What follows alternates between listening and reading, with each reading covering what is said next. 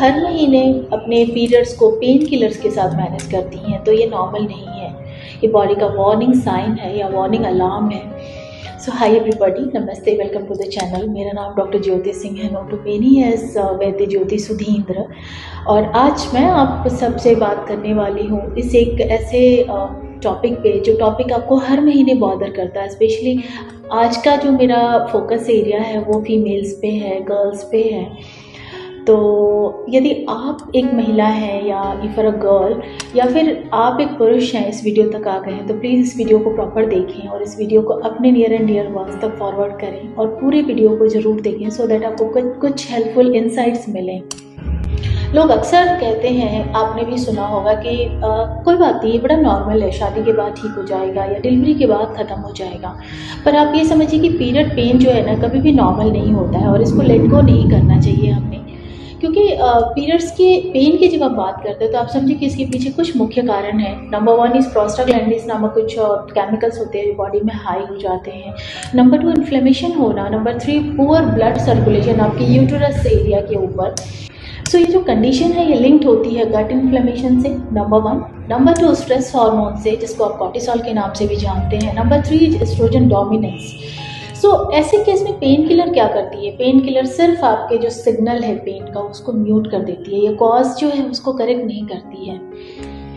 अब ऐसे में आयुर्वेद शास्त्र का जो व्यू है वो बताता है कि जब वायु इन्वॉल्व हो जाती है तो आपको क्रैम्पिंग पेन होता है। जब पित्त का इम्बैलेंस होता है तो आपको बर्निंग और हैवी फ्लो होता है। और वहीं जब कफ दोष जब इन्वॉल्व होता है तो क्लॉट्स और डल पेन, जिसको आप समझ सकते हैं, वो होता है।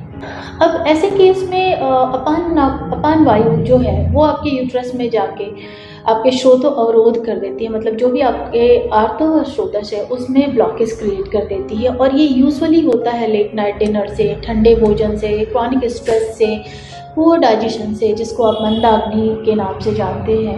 अब डाइजेशन का मतलब सिर्फ ये नहीं है जो आप भोजन करते हो, आप समझो कि आपके शरीर में पित्त जो है वो अलग अलग प्रकार के होते हैं और इनका रोल होता है। वायु सिमिलरली अलग अलग प्रकार के होते हैं और हर डिजीज़ पे इनका स्पेसिफिक रोल होता है।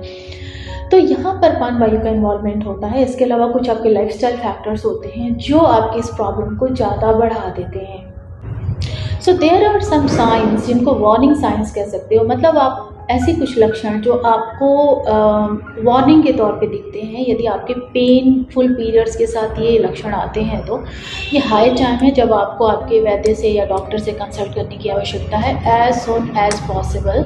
और ये लक्षण क्या है? सो नंबर 1 इज़ क्लॉट्स, यदि आपके पेनफुल पीरियड्स के साथ साथ क्लॉट्स आ रहे हैं। नंबर 2 साइकिल्स इरेगुलर हैं, उनका कोई सर्टेन पैटर्न नहीं है।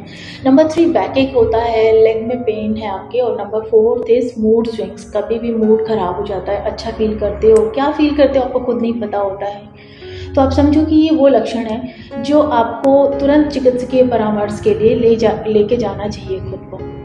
क्योंकि ये जो लक्षण है ना, यदि आपने इग्नोर किया तो ये फ्यूचर में जाके PCOS, फाइब्रॉइड्स, इनफर्टिलिटी का रिस्क बढ़ा देते हैं। तो आप ये समझिए कि पीरियड पेन को नॉर्मल मान के इग्नोर करना आपकी अपनी बॉडी को इग्नोर करना है। एंड ये बॉडी की छोटी छोटी आवाज़ हैं जो आपको देते हैं, समय से पहले बताते हैं कि मुझे कुछ प्रॉब्लम हो रही है। और हम यूजुअली इस लेवल पे इग्नोर करते हैं, specially when it comes for, मतलब महिलाओं के लिए जब ये बात आती है तो महिलाएं तो इस मामले में बहुत खास होती है कि अपनी समस्या को एक तरफ रख के बाकी सारी समस्याओं का हल निकालना है। तो ऐसे में मेरा सिर्फ एक मैसेज है कि please do take care of yourself. सबका ध्यान रखने के लिए आपको खुद का ध्यान रखना ज़रूरी है। इसलिए आपको जो भी कोई ऐसा आपकी हेल्थ में थोड़ा बहुत भी चैलेंज आता है तो please give a focus on yourself. So अगर आप अपनी पीरियड पेन का रूट कॉज समझना चाहती हैं तो आप कमेंट कर सकती हैं पीरियड रीसेट, या फिर आप डायरेक्ट हमको डिस्क्रिप्शन से डिटेल्स लेके कांटेक्ट कर सकती हैं। थैंक यू वेरी मच इस वीडियो को देखने के लिए। And please do share this video to your near and dear ones, जिनको भी आपको लगता है कि आवश्यकता है एक जनरल अवेयरनेस के लिए। मिलती हूँ आपको अगले वीडियो में बहुत ही जल्द। तब तक आप अपना ध्यान रखें, स्वस्थ रहें, सुरक्षित रहें, खुश रहें। बाय बाय, नमस्कार।